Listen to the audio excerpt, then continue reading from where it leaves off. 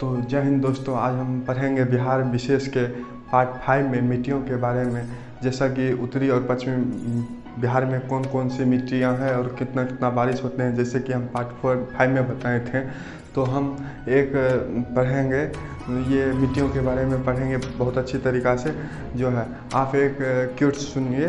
निंदा से घबराकर अपने लक्ष्य को न छोड़े, क्योंकि लक्ष्य मिलते ही निंदा करने वालों की राय बदल जाती है। मेरे बारे में कोई राय मत करना, मेरा वक्त भी बदलेगा तेरा राय भी।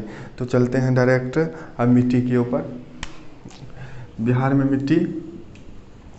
मिट्टी जो है दो प्रकार, ये पर्वतीय मिट्टी और तराई मिट्टी पढ़ना है। सबसे पहले पर्वतीय मिट्टी शिवालिक से जुड़ा हुआ पश्चिम चंपारण, जो कि पश्चिम चंपारण में है। पर्वतीय मिट्टी किसको कहते हैं? जो शिवालिक से जुड़ा हुआ हो उसे हम पर्वतीय मिट्टी कहते हैं। और पश्चिम चंपारण में है, ये पश्चिम चंपारण में है।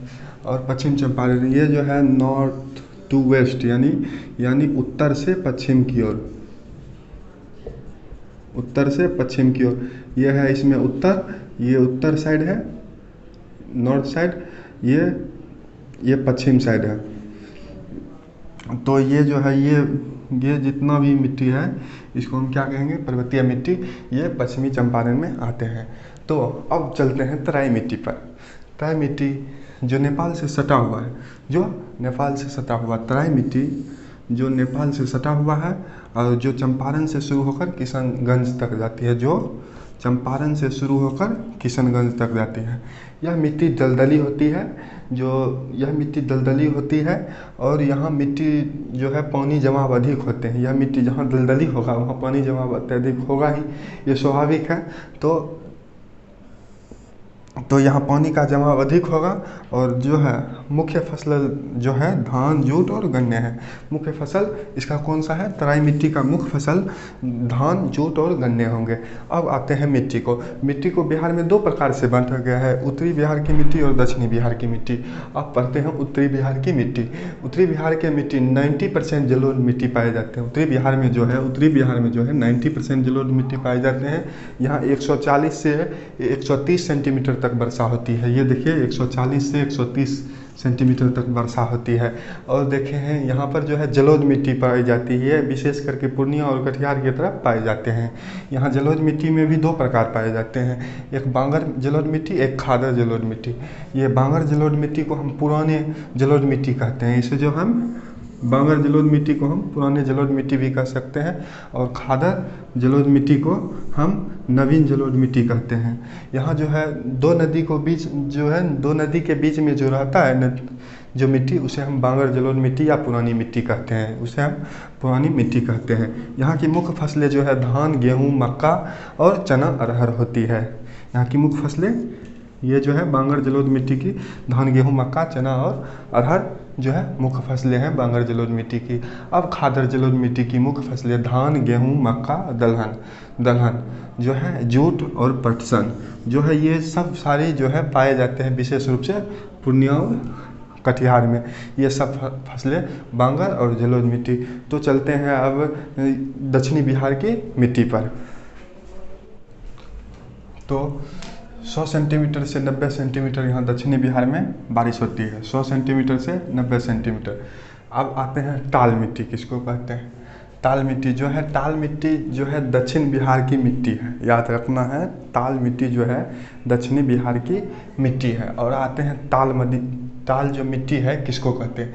गंगा नदी से सटे हुए दक्षिणी बिहार में जो मिट्टी को हम टाल मिट्टी कहते हैं। क्या? गंगा नदी से सटे दक्षिण बिहार में मिट्टी को टाल मिट्टी कहते हैं। अब आते हैं टाल मिट्टी में रबी फसल होती है और ये दक्षिणी बिहार में जो है रबी फसल को प्रधानता दी जाती है। सो यहाँ पढ़ेंगे, ठीक। जो है दक्षिणी बिहार में पुरानी जलोढ़ मिट्टी होती है। करेल कबाल मिट्टी भी इसे हम कहते हैं। मिट्टी भी इसे कहते हैं, जो कि पटना, नालंदा, भागलपुर में है। यहाँ खरीफ और रबी दोनों फसल होती है, लेकिन रबी फसल की यहाँ प्रमुख प्रधानता दी जाती है। यहाँ रबी फसल की प्रमुख प्रधानता दी जाती है और रबी फसल यहाँ ज़्यादा होते हैं। अब आते हैं लाल बलुई मिट्टी। अब आते हैं लाल बलुई मिट्टी। देखिए लाल बलुई मिट्टी जो है कि बहुत कम उपजाऊ होते हैं, पहाड़ी क्षेत्र में पाए जाते हैं, पहाड़ी क्षेत्र में पाए जाते हैं, कम उपजाऊ होती है। अब आते हैं, ये इसके बारे में जान गए होंगे, पहाड़ी क्षेत्र में पाए जाते हैं और कम उपजाऊ होते हैं, लाल बलुई मिट्टी। अब आते हैं लाल पीली मिट्टी। अब आते हैं लाल पीली मिट्टी, जो कि झारखंड के सीमावर्ती क्षेत्र पर, बिहार से जो है झारखंड सटा हुआ है, उस सीमावर्ती क्षेत्र पर पाया जाता है ये लाल पीली मिट्टी। ये भी कम उपजाऊ होती है, ये भी कम उपजाऊ होती है, कम उपजाऊ होती है। अब आती है कगारी किसको कहते हैं, कगारी किसको कहते हैं। मान लीजिए ये नदी बह रही है, नदी बह रही है, नदी बह रही है और इसके जो सटी हुई मिट्टी होगी, सटी हुई, जो बताते हैं आपको अच्छे से, जो इसमें सटी हुई मिट्टी है, ये जो मिट्टी है ये, इसे हम कगारी मिट्टी कहते हैं। ये नदियों के किनारे पाए जाने वाली मिट्टी को कगारी मिट्टी कहते हैं। ये नदियाँ बह रही हैं, इसके किनारे ये मिट्टी जो है इसको हम कगारी मिट्टी करते हैं। तो समझ गए होंगे, आई होप हम जानते हैं, आप समझ गए होंगे। तो इस वीडियो को लाइक करिएगा और सब्सक्राइब करिए चैनल को, फिर इसी तरह अगला वीडियो भी आते रहेगा। तो चलते हैं, जय हिंद, जय भारत।